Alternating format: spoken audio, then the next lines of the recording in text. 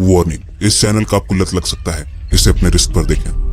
दोस्तों आज हम बात करने वाले हैं एक ऐसे श्रापित ग्रंथ के बारे में जो एक श्रापित यक्षिणी के द्वारा लिखा गया है। जो कोई भी लालच में आकर इस किताब को पढ़ने की कोशिश की, या तो उसकी मृत्यु हो गई या फिर वो पागल हो गया। हालांकि अभी भारत सरकार ने इस ग्रंथ को पढ़ने पर पूरी तरह से बैन लगा दिया है। और मैं आपको बता दूं कि यह ग्रंथ एक श्रापित यक्षिणी के द्वारा लिखी गई है, जिसका नाम नीलावंती था, और इसी के नाम पर इस ग्रंथ का भी नाम नीलावंती ग्रंथ पड़ गया। आखिर कौन थी ये नीलावंती जिसने इस श्रापित ग्रंथ को लिखा था, और आखिर क्यों लिखा था? दोस्तों आज का ये वीडियो बहुत ही ज्यादा इंटरेस्टिंग होने वाला है, तो इसलिए इस वीडियो को ध्यान से सुने और एकदम लास्ट तक जरूर देखें।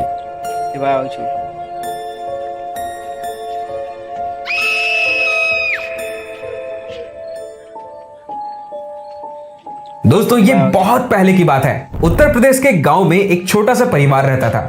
उस परिवार में एक आदमी था, उसकी पत्नी थी और उनकी एक छोटी सी बच्ची थी। नीलावंती जब 5 साल की हुई तो उसकी माँ गुजर गई। नीलावंती की माँ की मृत्यु के बाद उसके पिता ने उस गांव को छोड़ दिया और नीलावंती को लेकर किसी दूसरे गांव में चले गए। नीलावंती के पिता को वेदों का काफी अच्छा ज्ञान था, इसलिए नीलावंती अपने पिता से वेदों का ज्ञान भी लिया करती थी। दोस्तों नीलावंती के अंदर बहुत बड़ी खासियत थी कि वह पेड़ पौधों और कई तरह के जानवरों की भाषा समझती और बोलती भी थी। यहाँ तक कि उसके सपने में शैतान भी आते थे और जमीन के नीचे गड़े हुए धन दौलत के बारे में जानकारी देते थे। लेकिन नीलावंती के अंदर उसके पिता के द्वारा दिए गए अच्छे संस्कार थे। इस वजह से नीलावंती को अगर पता भी चले कि इस जगह पर खजाना है तो वह कभी भी उसे खोद कर नहीं निकालती थी।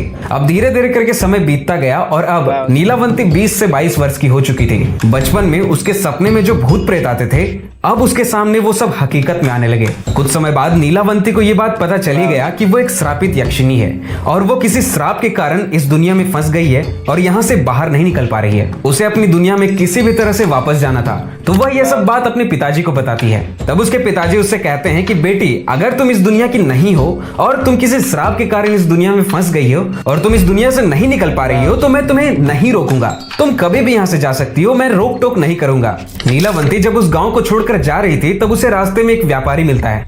व्यापारी नीलावंती को देखकर उस पर मोहित हो गया और उसके बाद फिर व्यापारी नीलावंती से कहता है कि मैं तुम्हें उस गांव में छोड़ दूंगा जहां से तुम्हें अपनी दुनिया में जाने का रास्ता मिल सके, लेकिन बदले में तुम्हें मुझसे शादी करनी होगी। नीलावंती ने व्यापारी से मुस्कुराते हुए कहा कि मैं तुमसे शादी तो कर लूंगी, लेकिन मेरी एक शर्त है कि रात के समय में मैं कहाँ जाती हूँ, क्या करती हूँ, इसके बारे में तुम कभी नहीं पूछोगे। व्यापारी ने कहा कि ठीक है, मुझे मंजूर है। उसके बाद व्यापारी नीलावंती को अपने बैलगाड़ी में बैठाकर उस गाँव में ले गया। फिर उसी शर्त के अनुसार नीलावंती ने उस व्यापारी से शादी भी कर ली।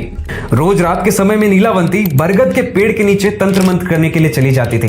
एक दिन रात के समय में जब नीलावंती उस बरगद के पेड़ के नीचे तंत्र मंत्र कर ही रही थी, उसी समय उस गांव के लोग वहां पहुंच जाते हैं और नीलावंती को कई सारे पशु पक्षियों की बलि देते हुए देख लेते हैं और उस व्यापारी को जाकर सारी घटनाएं बता देते हैं। जब अगले रात को नीलावंती तंत्र साधना के लिए निकलती है तो उसका पीछा करते हुए व्यापारी भी उसके पीछे पीछे चल पड़ता है और नीलावंती को ये सब करते हुए देखकर वो व्यापारी पूरी तरह से दंग रह जाता है और उसे भी आखिरकार पता चल ही जाता है कि ये नीलावंती करती क्या है जंगल में आकर। लेकिन वो जो व्यापारी था वो नीलावंती को कुछ भी नहीं बोला।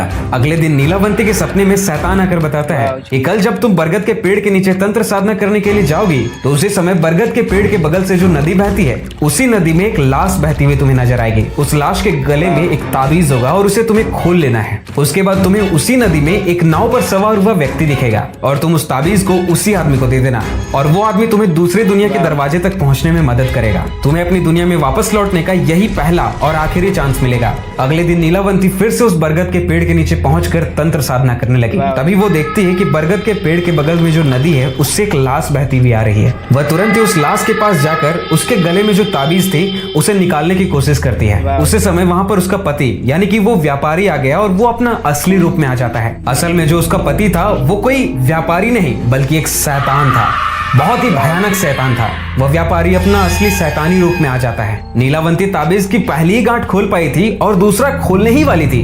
तभी वहां पर गांव वाले पहुंच जाते हैं और कहने लगते हैं कि ये दोनों तो शैतान हैं, इन दोनों को मार डालो। गांव वालों ने अपने अपने हथियार लाकर उस शैतान को तो मार दिया, लेकिन नीलावंती बच गई। शैतान होने की वजह से वो दोबारा जिंदा हो गया और नीलावंती के पास जाकर कहता है कि तुम मुझे वो किताब दे दो जिसमें तुमने अपने इन मंत्रों को लिखा है जिससे कि तुम पशु पक्षी और पेड़ पौधों से बातें करती हो। तब नीलावंती ने सोचा कि अगर यह किताब इस शैतान को मिल गया तो इस दुनिया में अनर्थ हो सकता है। अंत में नीलावंती ने इस किताब को श्रापित कर दिया और कहा कि जो भी व्यक्ति इस किताब को पूरा पढ़ेगा वो मर जाएगा और जो भी व्यक्ति इस किताब को आधा पढ़ेगा वो पागल हो जाएगा। यह कहकर नीलावंती उस किताब को लेकर भाग गई। उसके बाद नीलावंती का आज तक पता नहीं चल पाया कि आखिर वो कहाँ भागी।